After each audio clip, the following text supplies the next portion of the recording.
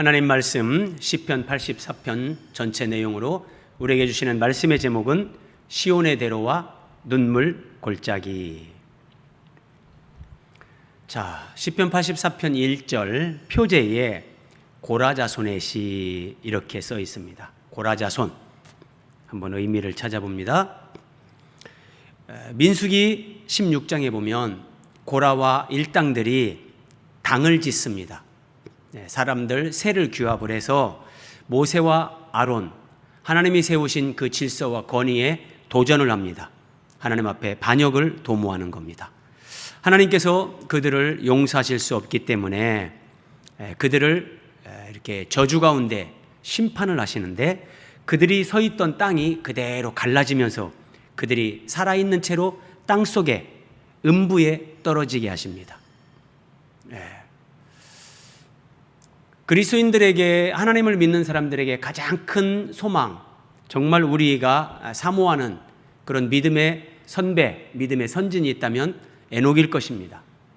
에녹은 죽음을 맛보지 않고 산채로 들림을 받아서 하나님이 계신 하늘로 올림을 받은 사람입니다.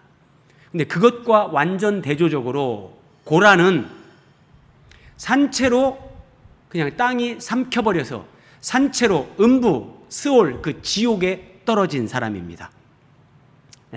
그래서 고라 자손, 그러면 이 저주와 심판을 받은 사람의 자손들, 이런 의미를 함의하는데, 동그라미 3번 보십시오. 이것은 무엇을 의미하냐면 인류의 시조 아담이 마귀의 유혹을 받아서 하나님의 말씀을 어기고 선악과를 먹었습니다. 그래서 하나님처럼 되려는 그 교만으로 선악과를 먹고 그들은 하나님의 저주와 심판 아래 있게 됩니다. 마귀의 종이 됐기 때문에 그렇죠. 그래서 이 고라 자손은 아담의 모든 후손들, 아담을 통해서 이 땅에 태어나게 되는 모든 인생들, 그러면서 태어나면서부터 하나님의 저주와 심판 가운데 있는 그들을 상징적으로 보여주는 사람들입니다. 그래서 고라 자손은 저주를 받아 하나님과 단절된 상태에 있는 아담의 후손들, 지구상에 존재하는 모든 사람들, 그들을 상징하는 인물이다. 그 고라 자손이 이렇게 고백을 합니다. 만군의 여호와여, 주의 장막이 어찌 그리 사랑스러운지요.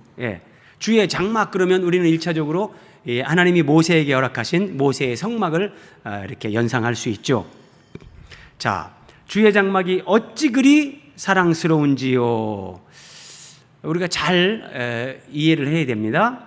주의 장막이라고 할 때 그것이 모세의 성막이 됐든지 솔로몬의 성전이 됐든지, 지금 고라 자손이 정말 사랑스럽게 느끼는, 사모하는 그 주의 장막이라는 것은 건물이 아닙니다.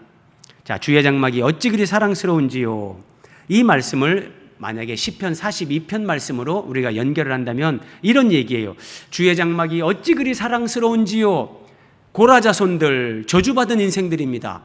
하나님 앞에 하나님과 관계가 단절되어서 저주와 심판 가운데 있는 모든 인생들, 죄 때문에, 자, 그들이 주의 장막이 어찌 그리 사랑스러운지요, 이렇게 영혼의 고백을 하나님 앞에 아뢰는 것은 바로 이겁니다. 내가 어느 때에 나아가서 하나님의 얼굴을 배울까? 내가 어느 때에 나가서 하나님의 얼굴을 배울까? 여러분, 에덴 동산에서 아담과 하와가 추방을 당합니다. 하나님의 존전에서 쫓겨나는 겁니다.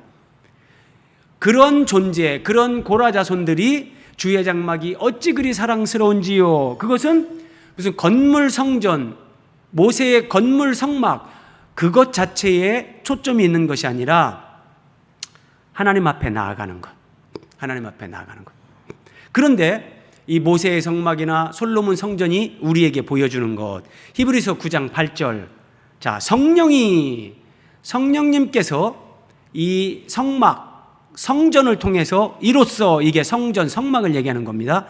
성령님께서 성막과 성전을 통해 우리에게 보이신 것은, 우리에게 보이셨다, 계시하신 것은 첫 장막이 서 있을 동안에는, 자, 이것이 이제 그 모세의 성막의 지성소, 성소입니다. 근데 성령께서 이것으로 우리에게 보이셨다는 거예요. 계시하신 게 있다는 거예요. 그게 뭐냐면 첫 장막이 서 있을 동안, 모세의 성막이나 솔로몬의 성전, 이 건물 성전이 서 있을 동안에는 성소에, 하나님이 계시는 지성소에 들어가는 길이 아직 나타나지 아니한 것이라. 그래서 여러분, 구약시대 때는 예수님이 오시기 전까지 성소와 지성소 사이에 이렇게 한번 그림을 보세요. 이렇게 휘장이 쳐져 있었습니다. 휘장이. 그래서 제사장들이 성소에 들어간다 할지라도 지성소에는 들어가지 못하는 겁니다. 지성소가 하나님이 여기 거하신다, 하나님이 임재하시는 곳, 그래서 지극히 거룩한 장소. 근데 그 앞에 휘장이, 커튼이 치어져 있어서 사람들이 들어가지 못하는 것, 이것은 하나님과 사람 사이에 죄로 말미암아 막힌 담이 있다, 이것을 시각화해서 보여주는 거예요.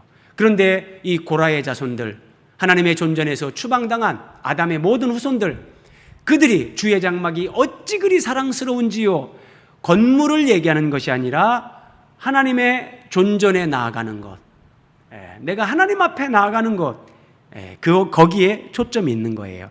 그런데 말씀드리는 것처럼 구약시대 때는 우리가 하나님 앞에 나가는 길이 아직 나타나지 않았다. 그 길이 만들어지지 않았다는 거예요. 자, 2절입니다. 내 영혼이 여호와의 궁정을 사모하여. 자, 여호와의 궁정을 사모한다. 여러분 한번 그림 보세요. 이게 아담과 하와가 에덴 동산에서 이제 범죄하고 이렇게 저주와 심판 가운데 추방당하는 그런 그림입니다. 에덴 동산 동쪽의 문을 통해서 아담과 하와가 추방을 당하는데 하나님의 존전에서 쫓겨나는 거예요. 쫓겨나는 사람들, 그들에게 그 영혼의 갈망, 그들 내면 깊은 곳에 정말 샘이 솟듯이 솟아오르는 영혼의 갈망이 있는데, 그것은 내 영혼이 여호와의 궁정을 사모하여. 여호와의 궁정을 사모하여. 자, 에덴 동산을 우리가 오늘날 묘사하면 이렇게 하나님의 나라, 이걸 사모하는 거예요. 에덴 동산은 하나님의 나라, 하나님의 존전, 하나님의 집, 이것을 상징적으로 예표로 보여주는 건데 거기에서 추방을 당했어요. 그래서 인생들이 다시 에덴 동산으로 돌아가는 것이 아니라 궁극적으로 하나님이 계시는 하나님의 나라, 이것을 여호와의 궁정 그래. 여호와의 궁정, 임금이 사는 집, 임금이 거처하는 집, 이걸 궁정이라고 하는데, 고라 자손이 여호와의 궁정을 사모하여 내 영혼이 쇠약해졌다. 쇠약해졌다. 완전히 힘을 다 잃고 의욕을 상실하고, 그 정도로 하나님의 집, 하나님 앞에 나아가는 것, 이것을 고라 자손들이 사모하면서 지금 이런 영적인 상태가 쇠약함이요, 내 마음과 육체가 살아계시는 하나님께 부르짖나이다. 하나님께 부르짖나이다. 여러분, 그래서 우리가 기도라는 것도 잘 생각을 해야 됩니다. 무조건 부르짖어 기도하고 오래 기도한다, 그게 다 좋은 게 아니고 무엇을 위해서 기도하는가, 내용이 더 중요한 겁니다. 기도의 시간보다 내용이 더 하나님 앞에서 점검되어야 되는 겁니다. 내가 정말 하나님 앞에 나아가고 싶은 것, 하나님과 함께 사는 것, 완성될 하나님의 나라에서 내가 그리스도 안에서 변화된 모습으로 주님 앞에 서는 것, 이런 것들을 사모하고 그것을 위해 기도하고 그것 때문에 내 영혼이 쇠약해지고 하나님께 부르짖는 이 고라 자손들, 얼마나 아름답습니까? 저주받은 존재들, 그런 사람들, 이 고라 자손들은 이런 영혼의 갈망을 가지고 하나님 앞에 나아가는데, 근데 상대적으로 정말 부족함을 느끼지 못하는 사람들, 하나님 앞에서 자기 의의를 가진 사람들은 이런 영혼의 갈망이 없는 거예요.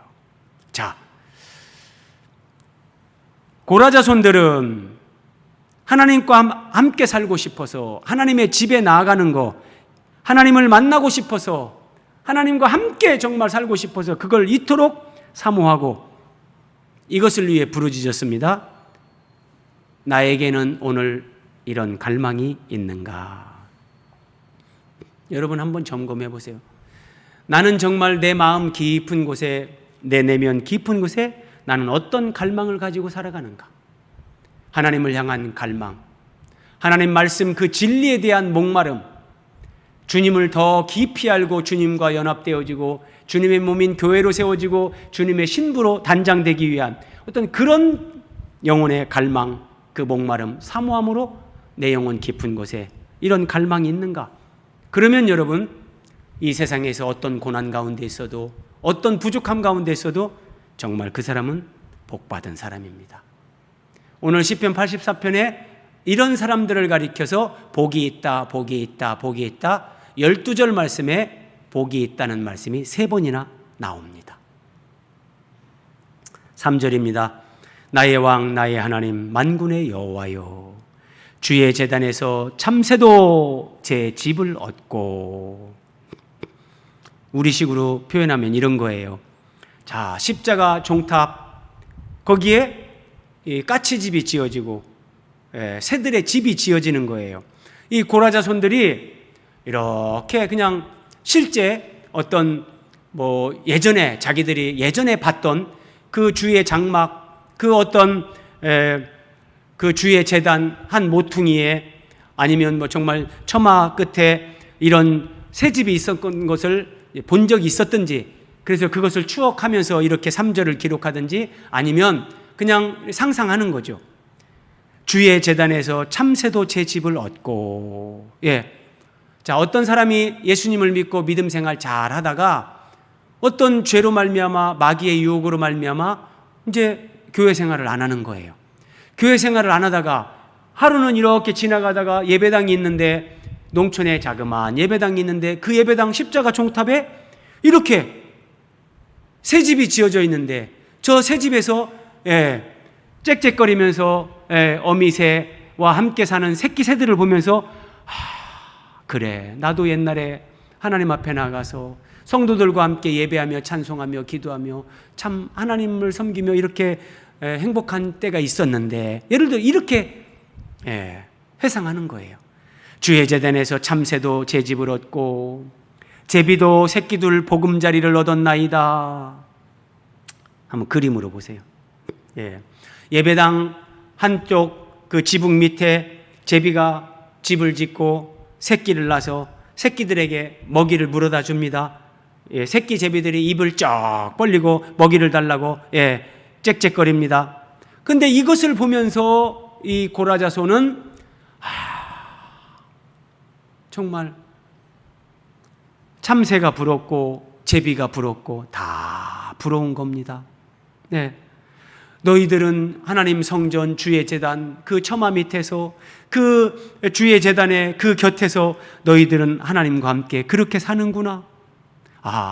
부럽도다, 부럽도다. 나는 언제 하나님 앞에 나아가서 주의 장막에서, 주의 궁정에서 하나님과 함께 이렇게 살 수 있을까? 이것을 한없이 부러워하는 겁니다. 자, 나는 오늘을 살면서 무엇을 부러워하는가? 하나님의 임재, 하나님의 말씀에 대한 진리, 그 감격, 주님을 사랑하고 주님을 더 닮아가고자 하는, 주님과 복음과 교회를 위해 내가 더 헌신하고자 하는 이런 부러움이 있는가? 그렇게 살아가는 사람들, 그런 성도들을 보면서, 그런 성경의 인물들을 보면서 내가 부러워하는 것이 있는가? 아니면 여전히 돈 많은 사람이 부럽고 좋은 차 타는 사람이 부럽고 넓은 집에 사는 사람이 부럽고, 한번 점검해 보십시오, 여러분. 나는 무엇을 부러워하는가? 4절입니다. 주의 집에 사는 자들은 복이 있나니. 여기 보세요. 주의 집에 사는 자들은 복이 있다. 자, 여러분, 인생이라는 것은 결국은 이 지상에서 한 생을 살고 육신의 삶을 마치고 우리는 하나님께로 돌아갑니다. 근데 하나님께로 돌아간다는 의미는 이제 하나님과 함께 영원히 구원받은 사람들은 하나님 나라, 하나님의 집에서 영원히 살게 되는 거예요. 그런데 성경은 교회가 바로 하나님의 집이다, 이렇게 말합니다. 그래서 우리는 예수 그리스도를 믿는 신자들은 이 지상에 사는 동안 교회 안에서 하나님과 함께 영원히 살 그 영혼을 준비하는 이것이 우리의 신앙생활이고 우리 인생의 의미예요. 동그라미 4번 교회 안에서 그래서 하나님과 함께 살며 영혼을 준비하는 사람이 복받은 사람이다. 4절 다시 보세요, 여러분. 주의 집에 사는 자들은 복이 있나니. 예. 주의 장막이 어찌 그리 사랑스러운지요. 주의 궁정을 내가 사모하미요. 예. 주의 재단에서 집을 얻고 사는 참새도 제비도 다 부러운 거예요. 주의 집에 사는 자들은 복이 있나이다. 예, 복이 있나이다. 우리는 예수님을 믿는 우리는 정해진 인생의 수순입니다. 육신의 삶이 끝나는 그날 우리는 하나님 앞에서 이 영원한 세계 주님과 함께 이 삶을 사는데 그러면 지상에서의 삶의 진짜 복이 무엇이냐? 여러분, 돈도 젊음도 육신의 외모도 물질적인 것은 전부 다 우리가 이 땅에 사는 동안만 우리에게 필요하고 유익합니다. 우리가 숨을 거두는 그 순간 물질적인 것, 세상적인 것은 다 우리와 무관하게 됩니다. 우리에게 남는 것은 영원으로 연결되는 우리 주 예수 그리스도를 사랑하고 주님과 생명의 연합을 이룬 것, 주님의 몸인 주님의 지체인 교회로 세워진 것, 내가 누군가를 복음을 전해주고 복음을 따라 섬기고 베풀고 나누고 하나님의 사람으로 살아가면서 그렇게 선을 행한 것들, 주님과 복음을 위해 고난을 받은 것들, 이런 것들이 영원으로 연결되는 거지 다른 게 아니에요. 나는 무엇을 복으로 생각하며 사는가? 여러분, 주의 집에 사는 자들은 복이 있나니. 이 얼마나 감격스러운지 4절 끝에 셀라. 주의 집에 사는 자들은 복이 있나니 그들이 항상 주를 찬송하리이다. 이 고라자손이 이렇게 고백을 한 후에 셀라. 한숨 쉬면서 한 박자 쉬면서 그렇습니다. 아멘입니다. 하나님. 그렇습니다. 하나님으로부터 단절되고 에덴에서 추방당하고 저주받은 고라의 자손들이 돼서 여호와의 총회에 들어가지 못하는 그런 삶을 경험해 본 사람들이라면 하나님의 집에 사는 것이 하늘 아래 가장 큰 복이라는 거, 이 고백이 그냥 나오는 거죠. 근데 많은 신자들이 하나님이 이 복을 우리가 누리면서 살게 하십니다. 예배 때마다 예배당에 나와서 찬양하며 기도하고 말씀을 듣고 예배하고 성도들과 교제하고, 근데 그 복을 복으로 알지 못하는 거예요. 주께 힘을 얻고 그 마음에 시온의 대로가 있는 자는 복이 있나이다. 주께 힘을 얻고 우리가 주의 장막, 여호와의 궁정, 주의 집에 하나님과 함께 사는 것, 이것은 인간의 노력, 내 힘으로, 내 의지로 안 됩니다. 불가능한 겁니다.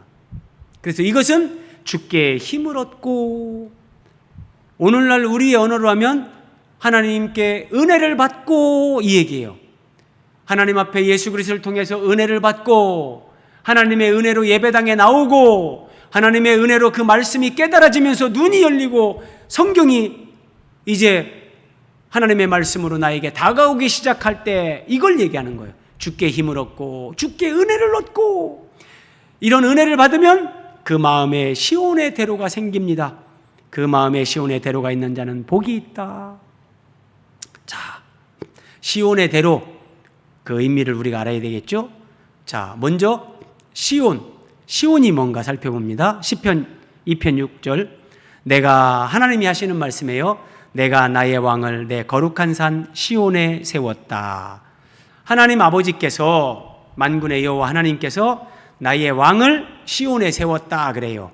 이 왕은 만왕의 왕이신 예수 그리스도, 우리의 구원자 그리스도, 그리스도를, 하나님이 기름 부은 왕을 내가 시온에 세웠다. 그리고 시편 14편 7절에 보면 이스라엘의 구원이 시온에서 나오기를 원하는도다. 그러면 시온이 뭐냐?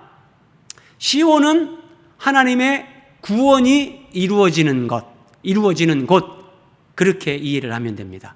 문자적으로는 예루살렘, 다윗이 예루살렘을 정복하고 이제 시온이라 불렀다, 그렇게 하고 또 예루살렘에 이 감람산과 또 견주어서 또 시온산이 있었는데 뭐 그런 시온이나 시온산을 의미하기도 하지만 궁극적으로는 하나님이 기름 부으신 그리스도를 세워서 우리의 구원을 이루시는 것과 연관된 것, 이걸 시온이라고 합니다.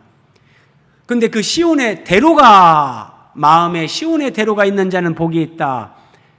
한번 보세요, 여러분. 이게 이제 하나님 앞에 인간이 나아갈 수 없는 구약시대 때를 성막을 통해서 이렇게 보여주는 건데, 여기가 성소. 자, 이렇게 덮개가 덮여져 있는데 이게 사중 덮개로 덮여 있습니다. 근데 그 앞부분의 3분의 2 공간을 성소라 하고 뒷부분을 이제 지성소라 하는데, 지성소에 언약궤 또는 법궤라고 하는 그 하나님의 임재의 상징이 거기에 있고, 그런데 한번 이렇게 보세요. 자, 밑에 그림을 보시면 성소와 지성소 사이에 이렇게 휘장이 치어져 있어요.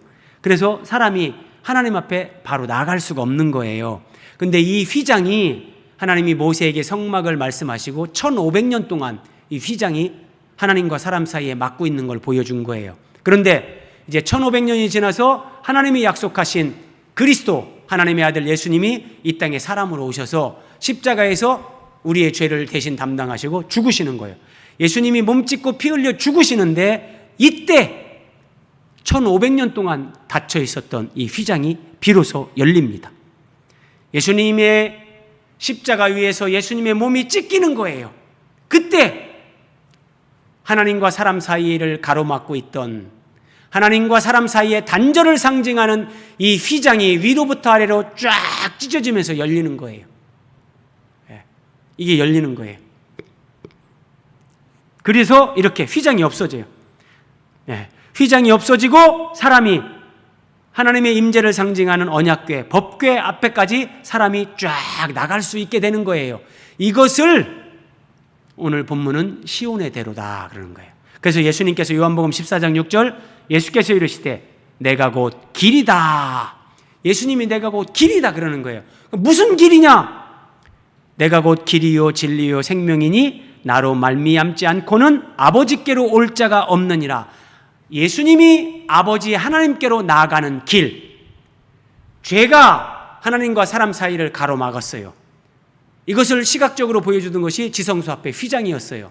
근데 예수님이 십자가에서 우리 죄를 짊어지고 대신 담당하고 몸찢고 피 흘려 죽으실 때 이 휘장이 찢어지면서 새로운 길이 열리는 거예요. 하나님 앞에 나아가는 길이 열린 거예요. 그래서 예수님은 내가 길이다. 나를 통해서 너희들이 하나님 아버지께로 나아간다. 나로 말미암지 않고는 누구도 아버지께로 올 자가 없다. 이렇게 말씀하셨는데, 이것이 오늘 시편 84편 5절 주께 힘을 얻고 하나님 앞에 은혜를 받고 그 마음에 시온의 대로가 있는 자는 복이 있다. 시온의 대로. 이제 이 구원의 길, 내가 구원받아서 내 마음에 하나님께로 나아가는 그 구원의 길, 그것은 한마디로 예수님입니다. 예수님. 그래서 마음에 시온의 대로가 있는 사람, 이런 사람은 어떤 사람이냐? 하나님께로 나아가는 유일한 길이신 예수님을 내 마음에 영접한 사람. 예수님이 길이다 그랬잖아요. 내가 길이다. 아버지께로 나아가는 길이다. 근데 내가 죄인됨을 인정하고 예수님이 나의 구원을 위해 십자가에서 대신 죽으시고 부활하신 것을 내가 믿으면서 예수님을 내 마음에 영접하는 거예요. 그러면 하나님께로 나아가는 길이신 예수님이 내 마음 안에 오시는 거예요. 그래서 내 마음에 시온의 대로가 열리는 거예요. 하나님께로 나아가는 길이 열리는 거죠. 그래서 그 마음에 시온의 대로가 있는 자는 복이 있다. 예수 그리스도를 마음에 영접하고 예수 그리스도를 통해서 하나님 앞에 나가는 자는 복이 있다. 이걸 시온의 대로 그러는 거예요. 시온의 대로. 그래서 그 예수님을 영접한 사람은 시온의 대로를 통해서 하나님 앞에 나아가고 이제 하나님의 집에서 하나님과 함께 살아가는 사람이 되는 겁니다. 우리가 비록 지상에서 살지만 지상에서는 교회에서 하나님과 함께 사는 이것을 더 경험하고 체험하고 누리고 이제 하나님 나라에서 이것이 완성되는 거죠.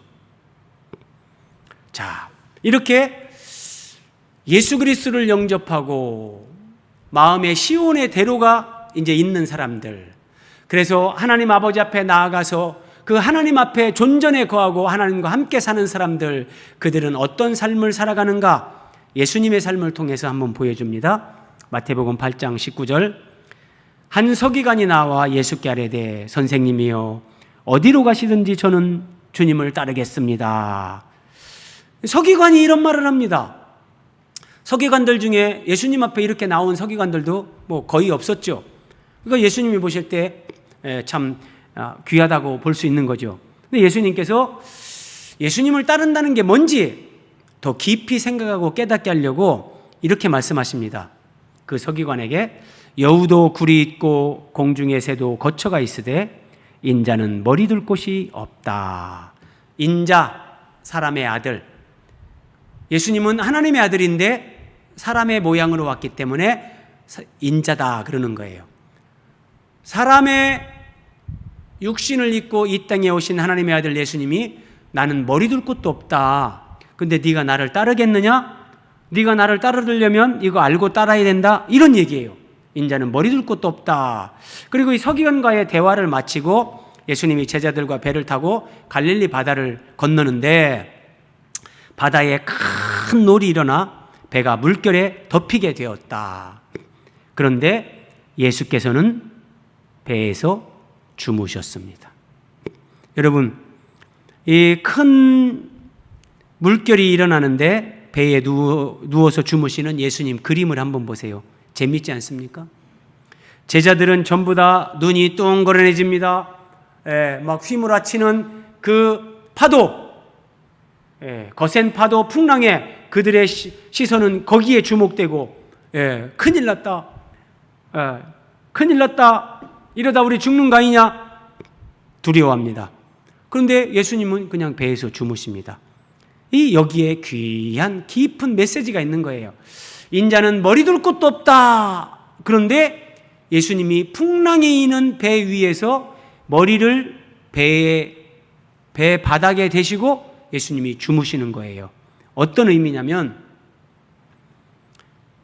배에 머리를 대고 예수님이 주무시는데 인자는 머리 둘 곳도 없다라고 말씀하신 예수님이 이렇게 머리를 배에 대고 주무시는데, 자, 한번 보세요. 이 말씀으로 설명이 되는 거예요. 요한복음 8장 19절. 예수님이 이렇게 말씀하셨어요. 나를 보내신 이가 하나님 아버지죠. 나를 보내신 이가 나와 함께 하시도다. 나는 항상 그가 기뻐하시는 일을 행함으로 나를 혼자 두지 아니하셨느니라. 예수님이 이 세상에 오셔서 하나님 아버지와 예수님이 떨어져 있는 적이 없는 겁니다. 하나님 아버지께서 예수님과 늘 함께 하시고 어떤 경우에도 예수님을 혼자 두지 아니하셨다 이거예요. 그러니까 육신적으로 보면 예수님은 집도 없어요. 어디 진짜 머리 둘 곳도 없어요. 아무것도 없어요. 그런데 하나님이 늘 예수님과 함께 하세요. 근데 머리 둘 곳도 없는 예수님이 거센 파도, 물결이 뒤덮이는 그 배 안에서 뱃머리에 머리를 대시고 주무셨다. 이런 의미입니다. 예수님이 머리 두는 곳, 예수님이 거하시는 곳, 예수님이 정말 기쁨을 누리시는 곳, 그것은 물리적인 공간이 아니라 하나님의 임재입니다. 하나님의 임재. 그러니까 풍랑이는 바다에 물결이 뒤덮는 그 배 안에서 하나님 아버지께서 예수님과 늘 함께 계시는 거예요. 혼자 둔 적이 없어요. 그러니까 하나님의 임재가 예수님의 거처가 되는 거예요. 네. 예수님이 머리 둘 곳이 되는 거예요. 그래서 환경을 초월해서 그냥 예수님은 거기서 주무실 수 있는 거예요. 자, 마음의 시온의 대로가 있는 사람들은 이런 삶을 살아갈 수 있고 이런 삶을 살아가게끔 하나님이 그 믿음을 성장시키고 그 믿음을 연단하면서 이 길로 인도를 하십니다. 이런 인도를 하십니다. 그래서 예수님을 안 믿는 사람들은 이런 하나님의 인도와 연단에 대해서 전혀 이해 못합니다. 예수 믿는 사람들이 왜 고난을 당하고 어려운 일을 당하는지 사람들 모릅니다. 그래서 이런 우리가 예수님처럼 풍랑과 그 거센 파도 속에서도 하나님의 임재 안에서 거기에 머리를 대고 잠을 잘 수 있는 이런 믿음의 사람, 마음에 시온의 대로가 있어서 정말 복 있는 사람, 이런 사람으로 하나님이 우리를 연단하시는데, 자, 이 연단에 대해서 한번 제가 여러분에게 이런 말씀을 드립니다. 한번 여러분 마음으로 대답해 보십시오. 여러분은 1년 고생하고 남은 인생, 남은 여생을 행복하게 살 수 있다면 1년 고생, 이제 남은 여생 행복, 이걸 선택하시겠습니까? 아니면 1년을 먼저 행복하게 살고 평생 남은 여생을 정말 고생을 하면서 산다. 여러분은 전자를 택하시겠습니까? 후자를 택하시겠습니까? 1년 멋지게 행복하게 내가 살아보고 싶은 대로 살고 남은 인생 개고생하면서 살겠다. 이걸 선택하는 사람은 바보가 아닌 이상 없습니다. 예. 정상적인 사람, 상식만 가진 사람이라도 그런 걸 선택할 수가 없습니다. 꺼지는무고 1년 고생하고 내 남은 인생 이제 평생 행복할 수 있다면 1년 고생 까지는무고 감당하지? 다 이거 선택합니다, 여러분. 자, 제가 왜 이런 말씀을 드리냐면 이 예문에서 1년은 우리가 이 세상에서 살아가는 짧은 인생을 가리킵니다. 여러분, 우리가 뭐 100년 인생, 100년 인생 그러는데 사실 100세까지 사는 사람 몇 사람 안 됩니다. 90세까지 가는 사람도 드뭅니다.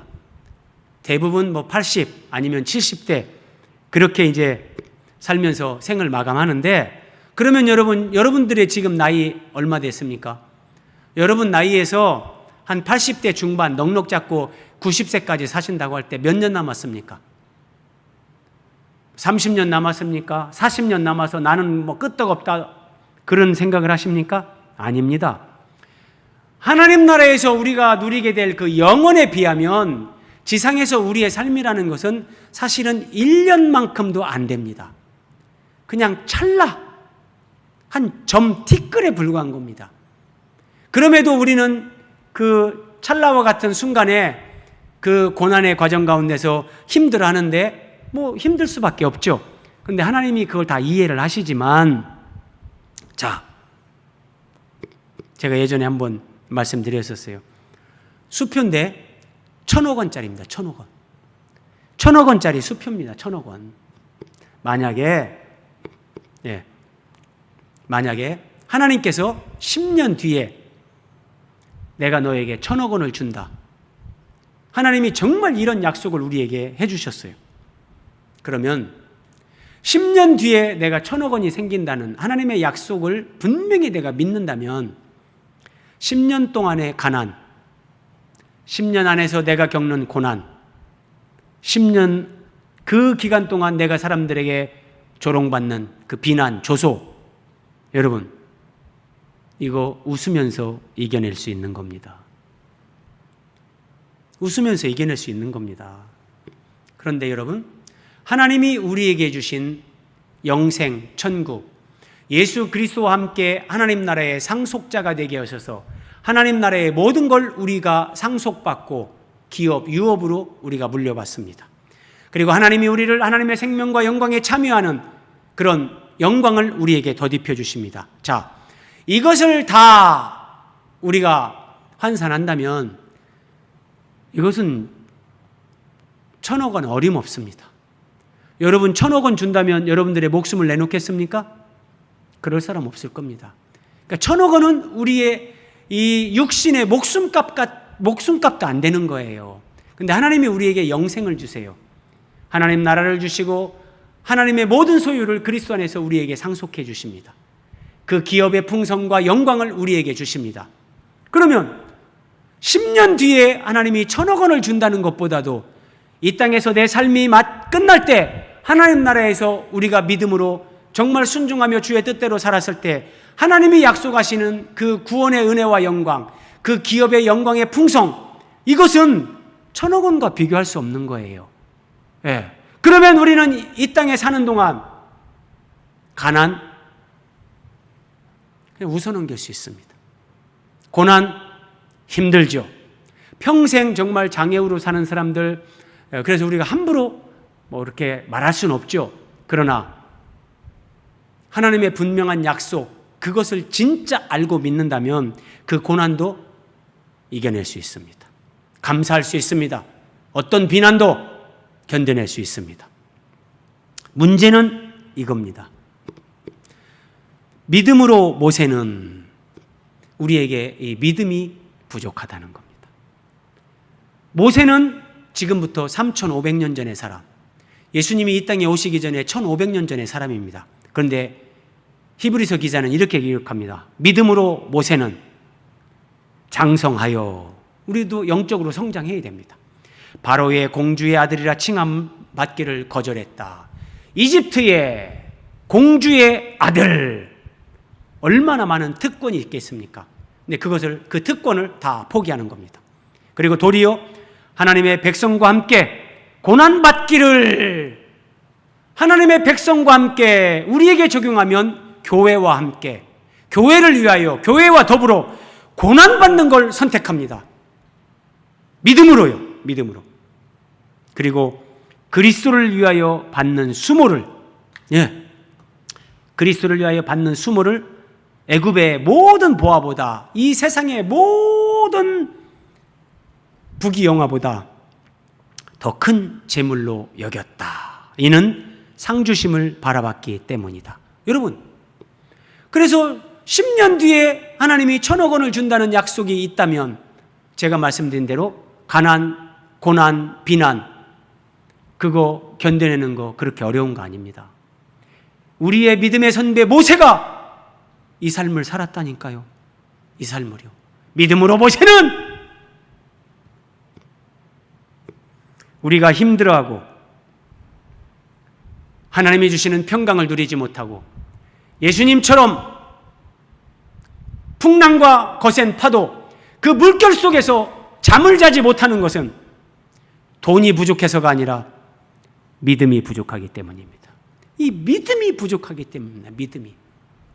하나님이 우리에게 주신 구원의 은혜와 영광이 얼마나 크고 위대한 건지, 하나님이 우리에게 주신 그 신령한 복이 어떤 건지, 그 기업의 풍성의 영광이 무엇인지, 죽어서 천국 간다는 건 아는데 그 이상을 모르기 때문에 이 조금만 힘들고 어려우면 하나님이 나를 사랑하지 않는가?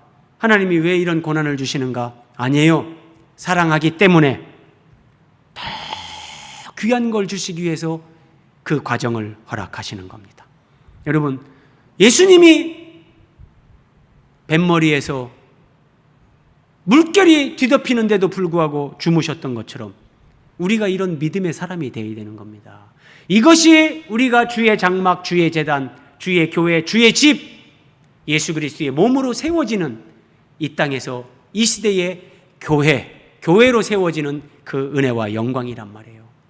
그러면 이 은혜와 영광을 누리면서 어떤 환경, 어떤 가난, 고난, 비난 앞에서 두려워하지 않고 위축되지 않는다니까요. 모세가 이렇게 살았고 바울이 살았잖아요. 우리도 살 수 있게끔 이 은혜를 준다니까요. 모세는 예수님을 직접 보지도 못했어요. 우리는 예수님의 십자가, 구원, 부활 다 알고 믿잖아요. 6절입니다. 그래서 이제 하나님은 우리를 믿음으로 연단합니다.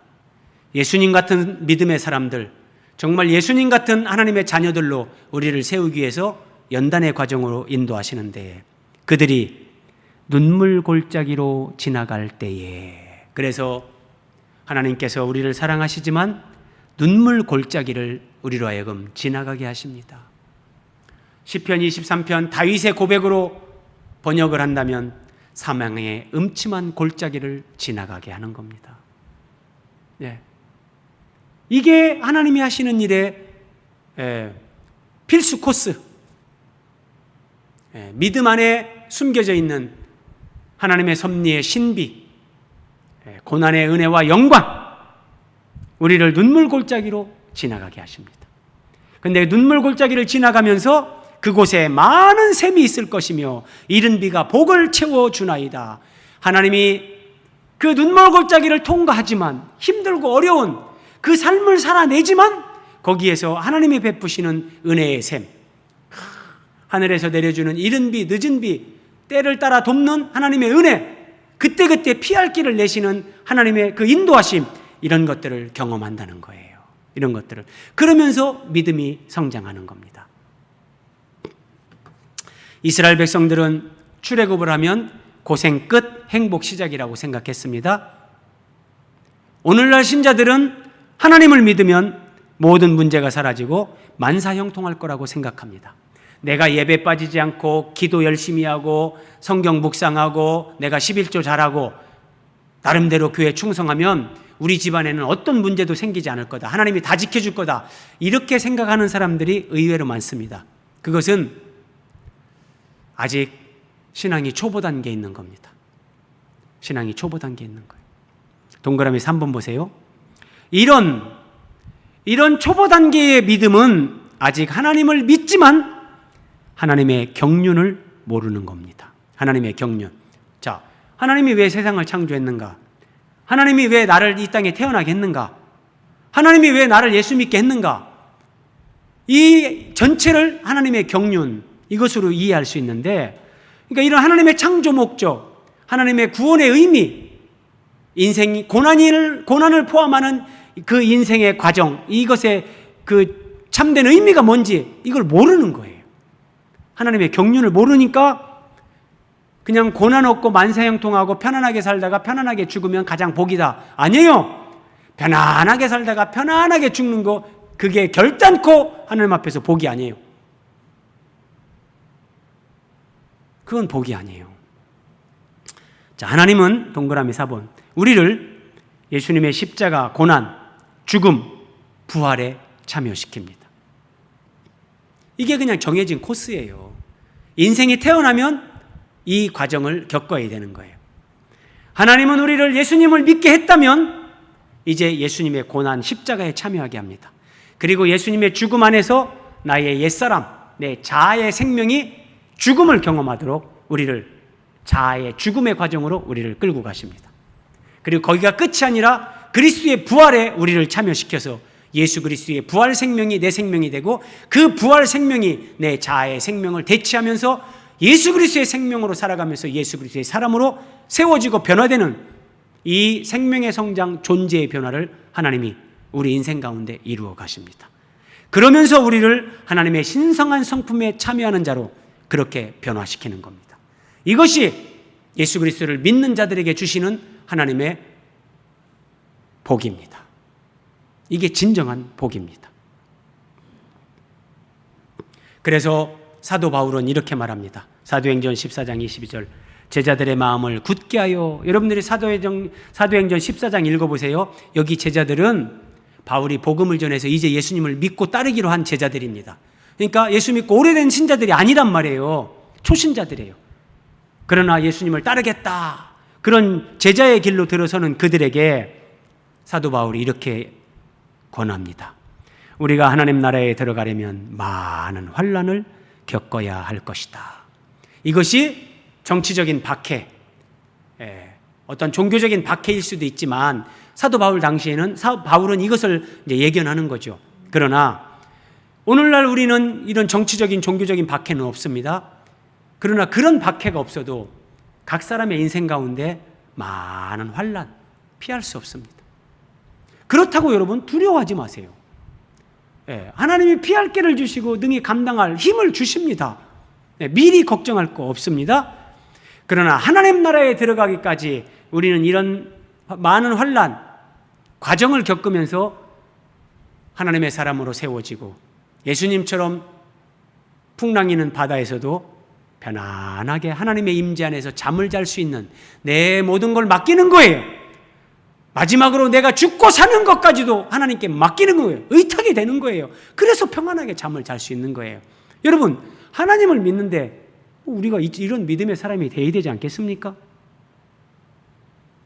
7절 그들은 힘을 얻고 더 힘을 얻고 더 눈물 골짜기를 지나면서 정말 눈물을 흘립니다. 예. 너무너무 힘들어서 하나님 못 살겠어요. 예. 하나님 못 살겠어요. 너무 견디기가 힘들어요.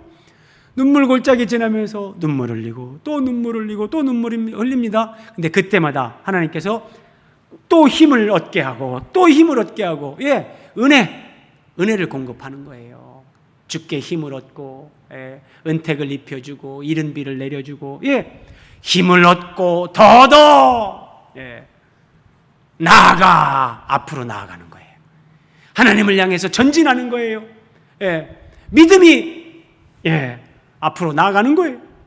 그래서 궁극적으로 시온에서 하나님 앞에 각기 나타나리이다. 자, 시온에서 하나님 앞에 각기 나타난다. 이게 요한계시록에 이렇게 나옵니다. 요한계시록 14장 1절, 또 내가 보니 보라 어린 양이 시온산에 섰고, 어린 양 예수님이 시온산에 섰는데, 이 시온산은 천상세계, 하나님의 세계입니다. 지금 하나님의 세계에 시온산에 예수님이 섰어요. 그와 함께 14만 4천이 섰다. 14만 4천. 이스라엘 12지파가 있는데 12지파에서 12,000명씩, 12,000명. 고대 사회에서 100은 꽉 차는 숫자예요. 1000은 충만에 충만, 만은 충만에 충만에 충만. 더 이상 안 되는 거예요. 그러니까 한 지파에 12,000명, 충만에 충만에 충만의 수, 그게 12지파, 이걸 다 합치면 14만 4천. 그래서 예수 그리스도 안에서 이제 구원 얻은 자들, 그 전체적인 그 숫자를 상징적으로, 요한계시록 7장에 보면 셀 수 없는 무리의 수 그럽니다. 구원받은 숫자들 우리가 하나둘 셀 수 없는 14만 4천 명이 진짜 아니라 그거보다 훨씬 많죠. 셀 수 없을 정도로 그 숫자, 구원받은 모든 사람들을 14만 4천이다 이렇게 묘사를 하는데, 자, 시온산에 예수님과 함께 서는 이 구원받은 사람들, 그들이 어떻게 변화된 사람들인가 보세요. 이 사람들은 여자와 더불어 더럽히지 아니하고 순결한 자라. 순결한 자, 오직 예수 그리스도만을 사랑하는 사람들, 하나님 말씀 앞에서 하나님만을 섬기고 하나님만을 사랑하고 하나님만 의지하는 사람들. 자, 그래서 어린 양이 어디로 인도하든지 따라갑니다.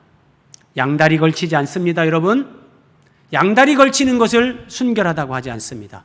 전심으로, 내 온 마음으로 하나님을 향하여, 내가 사랑하는 내 주님 예수 그리스도 그분 앞에 내 마음의 99.9%가 아니라 100% 전심으로, 온 마음으로 주님을 사랑하고 주님을 따르고 주님을 의지하는, 이것을 가리켜 순결한 자다 그러는 거예요. 순결한 자. 예. 그리고 그 입에 거짓말이 없다, 흠이 없다. 예. 이것이 힘을 얻고 더더, 제일 위에 7절 보세요. 시편 84편 7절. 그들은 힘을 얻고 더더, 그러니까 눈물 골짜기를 지나면서 때로는 기도하고 때로는 엎드려서 정말 힘이 없는 상태에서 하나님을 의지하고, 그러면서 힘을 얻고 더더 한 걸음 한 걸음 하나님을 향하여 나아가서 마침내 시온에서, 하나님 나라에서 하나님 앞에 각기 나타나는데, 그때 이제 변화된 우리의 모습은 순결한 자라. 하나님 말씀에 따라 움직이고 하나님 말씀에 따라 죽고 사는 자, 세상에 요동하지 않고 세상에 휘둘리지 않고 세상과 타협하지 않고 그 입에 거짓이 없고 흠이 없는 자, 하나님의 자녀답게 예수 그리스도의 순결한 신부답게 거룩한 교회로 그렇게 세워진 사람들, 우리를 그렇게 하나님이 세워가는 거예요. 이것이 7절, 힘을 얻고 더더 나아가 시온에서 하나님 앞에 각기 나타나리이다. 이런 사람으로 우리가 나타나게 된다는 거예요. 이것이 어떻게 여러분 눈물 골짜기 통과하지 않고 되겠습니까? 고난 없이. 이것은 안 되는 겁니다. 예. 그래서 8절, 만군의 하나님 여호와여 내 기도를 들으소서. 야곱의 하나님이여 귀를 기울이소서. 셀라. 야, 하나님이 한 사람을 고라자손과 같이 저주와 심판 아래 있던 나를, 예수님을 믿게 하고 나를 예수 그리스도 안에서 교회로 하나님의 집으로 세워가는데, 이런 눈물 골짜기를 통과하게 하면서 그때마다 엎드려서 하나님을 의지하고 기도하면서 한 걸음 한 걸음 나아가면서 힘들죠. 힘들어요. 그래서 그 가운데 우리가 할 수 있는 건 기도밖에 없는 거예요. 만군의 하나님 여호와여, 내 기도를 들으소서. 하나님, 내 기도를 들으소서. 야곱의 하나님, 이 야곱을 이스라엘로 변화시키신 하나님, 나를 변화시키시고 지금도 그렇게 세워가시는 하나님, 귀를 기울이소서. 셀라. 그렇습니다. 하나님, 하나님이 하시는 것이 옳습니다. 내가 힘들어도 하나님의 인도가 합당합니다. 하나님의 뜻이 진리입니다. 하나님이 맞습니다. 셀라. 이렇게 하는 겁니다. 이렇게. 우리 방패이신 하나님이요, 그럼에도 불구하고 시편 기자는 하나님이 우리 방패라고 합니다. 우리 방패. 우리 방패. 우리를 지키시고 보호하신 하나님, 주께서 기름 부으신 자의 얼굴을 살펴보옵소서. 여기에서 조금 우리가 깊이 생각해야 되는 말씀이 있습니다. 우리 9절에 우리 방패이신 하나님. 자, 2절 3절에서는 내 영혼이 인칭대명사가 나로 나옵니다. 인칭대명사가. 그런데 9절에서는 우리로 바뀝니다. 이런 변화가 별거 아닌 것 같지만 이 우리가 예수 그리스도 안에서 바로 교회란 말이에요. 교회. 그러면 주께서 기름 부으신 자의 얼굴을 살펴보옵소서. 기름 부으신 자. 1차적으로는 이 시편 기자가 그때 당시 하나님이 기름 부어 세운 왕을 이렇게 염두에 두고 하는 말일 수 있지만, 성경에서 기름 부으신 자라고 하면 그것은 궁극적으로 성경 어디에서든지 구속사의 맥락으로 볼 때 이건 그리스도란 말이에요. 그리스도. 그런데 우리 방패이신 하나님이요, 주께서 기름 부으신 자 그리스도의 얼굴을 살펴보옵소서. 이런 말을 합니다. 신비로운 말씀이에요. 묵상이 필요하고 정말 하나님의 은혜가 필요한 어려운 말씀이에요. 기름 부으신 자의 얼굴을 살펴보옵소서. 기름 부으신 자는 예수님이고, 예수님의 얼굴을 살펴보옵소서. 그 의미는 예수 그리스도 안에서 그리스도의 몸, 지체로 세워지는 구원받은 성도들, 교회, 구원받은 우리가 예수님의 얼굴이에요. 예수님의 형상이에요. 우리가 예수 그리스도의 몸이고 지체예요. 그러니까 기름 부으신 자의 얼굴을 살펴보옵소서. 하나님, 이 얘기는 예수 그리스도 안에서 연결돼서 이렇게 세워지면서 지금 고난 가운데 깎이고 변화되면서 그리스도의 몸인 교회로 하나님의 거룩한 자녀로 세워져 가고 있는 우리를, 하나님, 우리를 예수님 안에서 예수님을 통해서 우리를 보시옵소서. 그리고 우리를 지켜주시옵소서. 우리를 보호하여 주옵소서. 우리 방패이신 하나님. 심오한 말씀입니다. 심오한 말씀.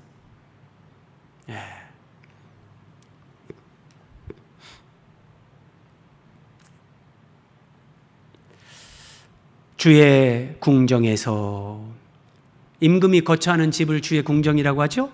근데 그러면 하나님, 만왕의 왕이신 하나님이 거처하는 집, 이게 오늘날 교회입니다. 교회입니다. 주의 궁정에서의 한날이 다른 곳에서의 첫날보다 나은즉 악인의 장막에 사는 것보다 내 하나님의 성전 문지기로 있는 것이 좋사오니. 내 하나님의 성전 문지기로 있는 것이 좋사오니.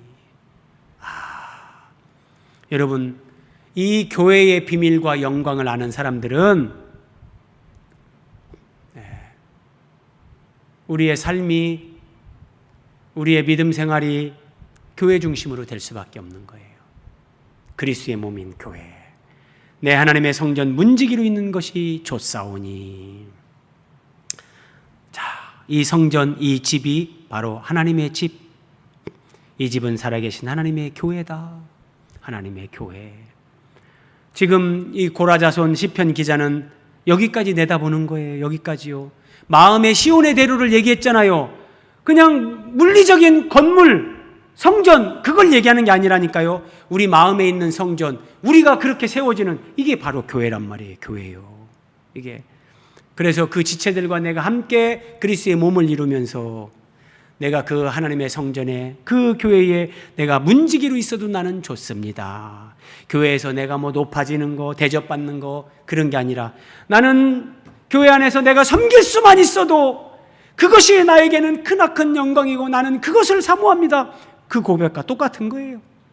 자, 여호와 하나님은 해요 방패시라.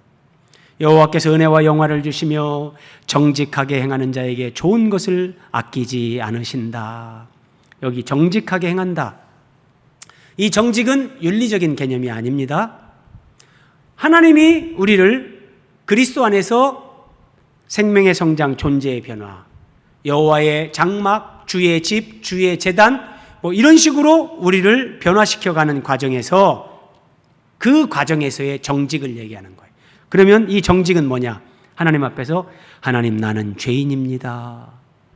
하나님 나는 내 노력으로, 내 의지로, 내 결단으로 내가 거룩하고 순결한 주의 성전으로 주님의 신부로 나는 세워질 수 없습니다. 나는 할 수 없습니다.